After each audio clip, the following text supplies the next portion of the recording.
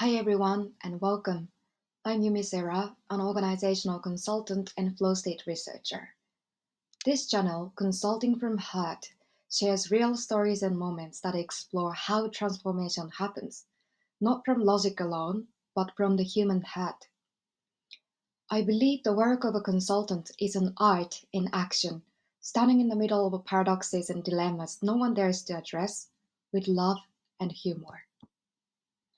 If that resonates with you, you're in the right place. Today's case with a global media company, which I want us to question together. What's the key to unlock the wholeness of a person and an organization? In many cases, different phases are kept apart because, logically, they often contradict each other. So if not logic, what could overcome this contradiction? I use GTO. First of all, in your country, do you have those classic TV dramas that reflect the values of a bygone era? The kind where the main character is an over-the-top hero, a bit of a relic, but still kind of beloved. In Japan, we have GTO, Great Teacher Onizuka. It was a massive hit in the middle 90s, starring a Japanese version of Brad Pitt. GTO Onizuka, a former gang member turned high school teacher. You could ask any Japanese friend, what kind of person is GTO? And most of them would probably say, oh, the guy who'd make Coke come out of the taps. There was never actually a scene like that in the show, but it's become a perfect metaphor for his style. Not exactly normal, but undeniably charming, with a knack for capturing his students' heads. And at the same time, GTO is a symbol of an old school hero. The kind of leader who always believed he had the right answer, unshakable in his views, leaving little rooms for listening or thinking things through with others. Now, what does a 90s Japanese drama have to do with leading a modern media company? This was a bold new media startup launched in Japan by a major US news platform. The team, around 30 people, a mix of young creatives and veteran journalists, all trying to rethink what media could be in Japan.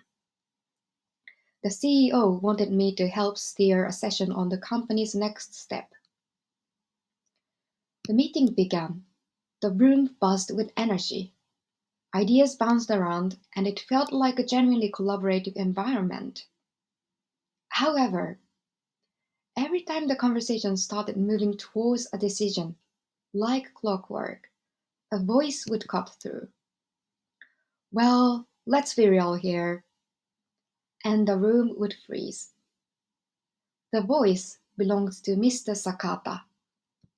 Mr. Sakata, a seasoned executive on loan from a large corporate media group, had decades of experience, an impressive track record, and a presence that filled the room.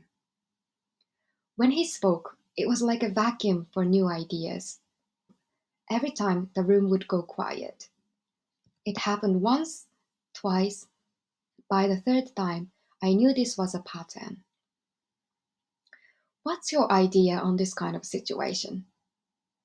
I was questioning to myself too.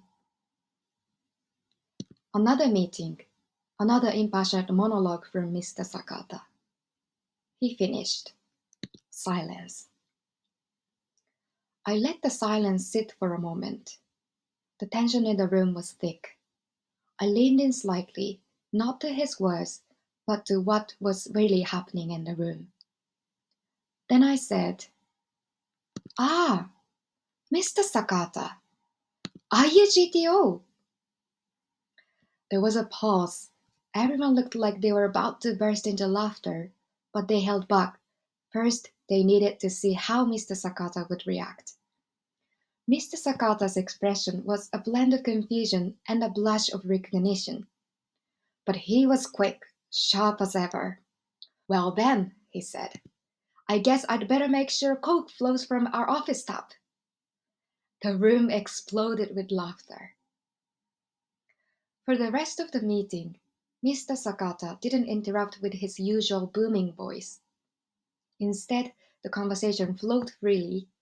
Everyone seemed to find their voice. Not long after, a young woman from the team invited me to lunch. "Can I ask you something?" she said. "What was that GTO thing about?" Well, of course she knows GTO, but she wanted to know my intention. She told me how the whole atmosphere in the office had shifted, how Mr. Sakata seemed more self-aware, how team members who had held back before were starting to speak up.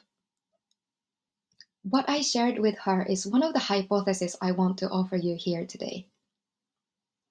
In this company, I saw how everyone was caught in a quiet dilemma, feeling stifled by how Mr. Sakata's passion often overshadowed their own ideas, yet genuinely wanting to honor his wisdom and experience at the same time. They really needed him to make this media startup more influential to the world. That's why no one, not even the CEO, could really do something to shift the situation. In the culture of business, we are often trained to reject contradictions. So when two truths logically oppose each other, we get stuck in communication, stuck in action.